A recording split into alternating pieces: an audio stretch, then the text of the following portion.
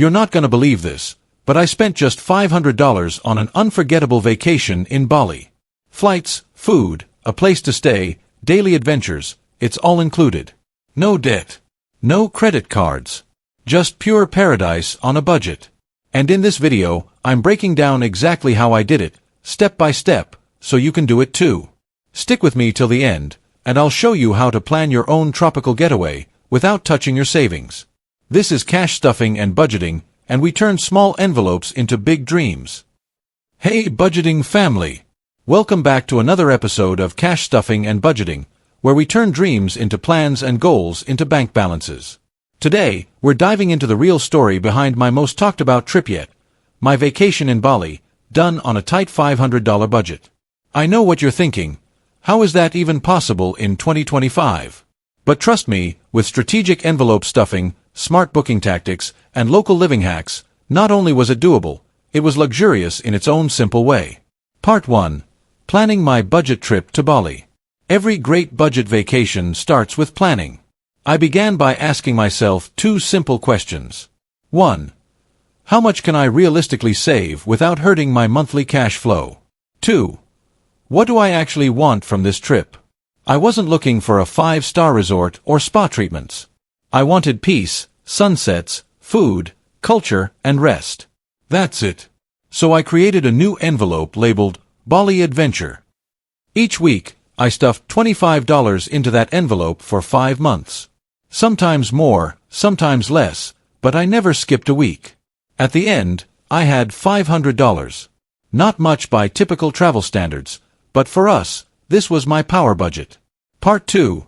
Booking the flight, my $150 hack. The most expensive part of any trip? The flight. But I got my round-trip ticket from US to Bali for only $150. Here's how. I used flight deal trackers like Skyscanner, Google Flights, and Airfare Watchdog. I flew midweek, not on weekends. I booked 3 months in advance and opted for the most basic economy option. I carried only a backpack, no checked baggage. My flexibility saved me over $400. And with that, I had more for food, activities, and experiences. Part 3. Affordable accommodation. $8 per night bliss. Where did I stay? Not a resort. I booked a charming, traditional Balinese guesthouse for $8 per night via Airbnb. That's $64 for 8 nights. Here's what I got. Private room. Air conditioning. Free breakfast, yep, banana pancakes and Bali coffee. Access to a scooter for $3 per day. Wi-Fi and a peaceful garden. Best part? It was locally owned, which meant I was directly supporting Balinese families, not big corporations. Total cost of accommodation, $64. That left me with $286 for food, transportation, and fun. Part 4. Transportation, 2 wheels, total freedom. Bali is made for scooters. For $3 a day, I rented one for a full week. That's $21 total. Gas. Less than $2 for the week. I drove through rice fields, to beaches, and even up to the famous Tagalalang rice terraces. Pro tip, always wear a helmet, and get travel insurance that covers scooter rentals. It's a small cost that can save thousands in emergencies. Total transportation cost, $23. Part 5. Food, eating like royalty for pennies. Let's talk food. Bali has everything, from Western cafes to traditional warongs. But my goal was to eat deliciously without draining my envelopes. Local warong meal, nasi goreng, mie goreng, satay, equals $1.50 to $2. Fresh tropical fruit bowls equals $1. Coconut water straight from the coconut equals 80 cents. Iced coffee, $1.20. I averaged $4 per day on food, and I was full, satisfied, and living my tropical food dream. 8 days of food equals $32.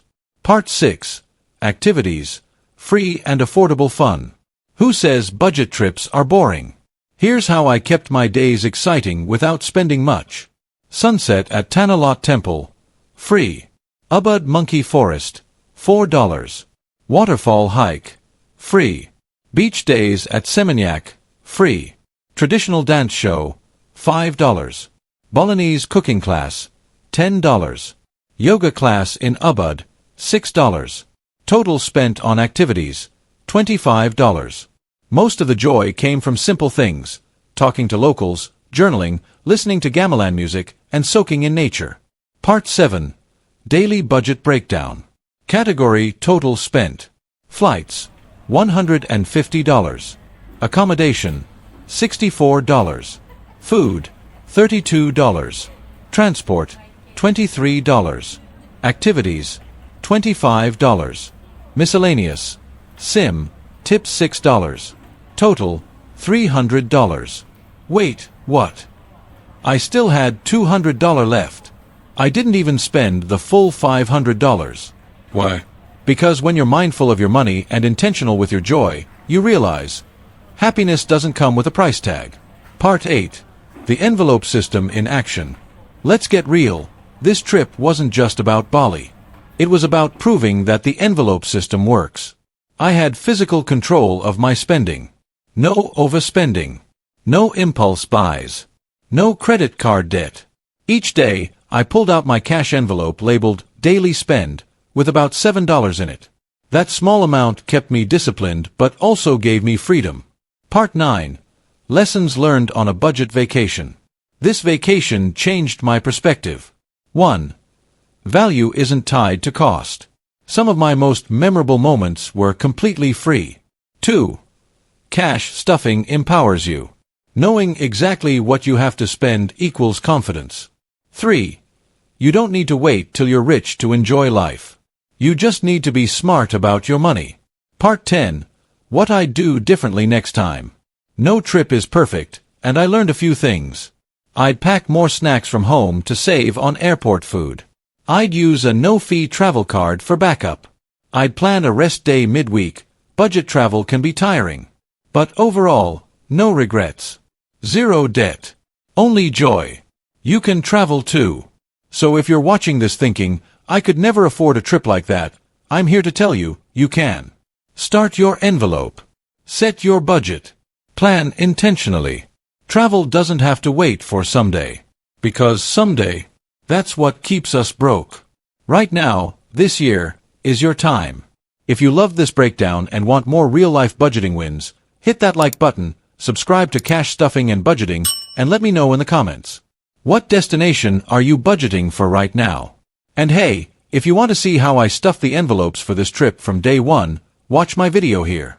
You don't need luxury to live a rich life, you just need a plan, a purpose, and a few envelopes. Thanks for watching Cash Stuffing and Budgeting. Stay thrifty. Stay joyful. And I'll see you in the next video.